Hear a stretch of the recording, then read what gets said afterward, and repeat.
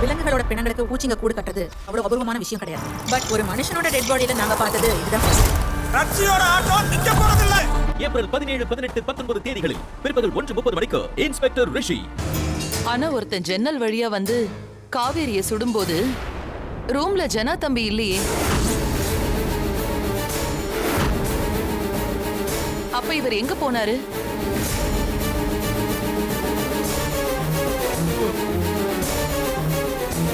எனக்கு என்னவோ மரண பயத்துல இருந்து விடுபட முடியாம சின்னவர் தான் காவேரிய கொல்ல ட்ரை பண்ணிருப்பாருன்னு சந்தேகமா இருக்கு.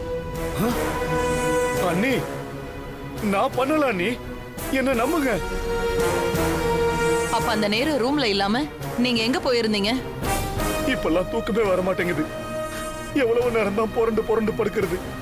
அதான் மொட்டை மாடியில போய் நின்னுகிட்டு இருந்தேன். சத்தம் கேட்கவும் தான் நான் கீழே இறங்கி ஓடி வந்தேன்.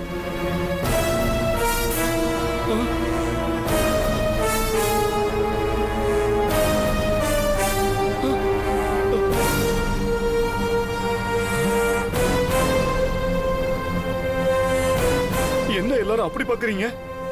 என்ன நம்புங்க. டேய் அர்ஜுன், ப்ளீஸ் டா, காவேரியை கொல்லணும்னு நினைக்க மாட்டேன்னு நான் தான் சத்தியம் பண்ணேனே. என்ன நம்புடா. மாயா, நீ ஆச்சு சொல்லு மாயா, நீ என்ன நம்புறல்ல? என்ன மாயா? அண்ணே, அண்ணே, நீங்களாவது என்ன நம்புங்கண்ணே.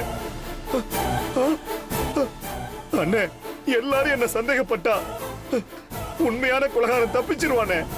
ப்ளீஸ் என்ன நம்புங்கண்ணே.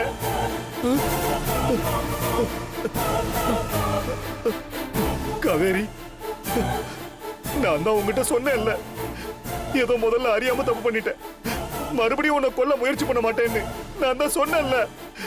நீயாவது என்ன நம்பு காவேரி.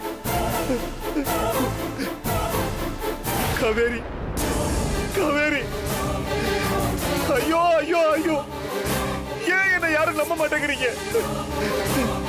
டேய் டேய் டேய் டேய் ஜனா, அமைதியாரு. நீ பண்ணல, எனக்கு நல்லா தெரியும். நான் உன்னை நம்புறேன்டா.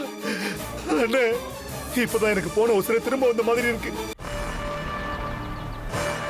விலங்குகளோட பிணங்களுக்கு பூச்சிங்க கூடு கட்டுறது அவ்வளவு அபூர்வமான விஷயம் கிடையாது. பட் ஒரு மனுஷனோட டெட் பாடியில நாங்க பார்த்தது இதுதான் first. ரட்சியோட ஆட்டம் நிக்க போறதில்லை. ஏப்ரல் 17, 18, 19 தேதிகளில் பிற்பகல் 1:30 மணிக்கு இன்ஸ்பெக்டர் ரிஷி.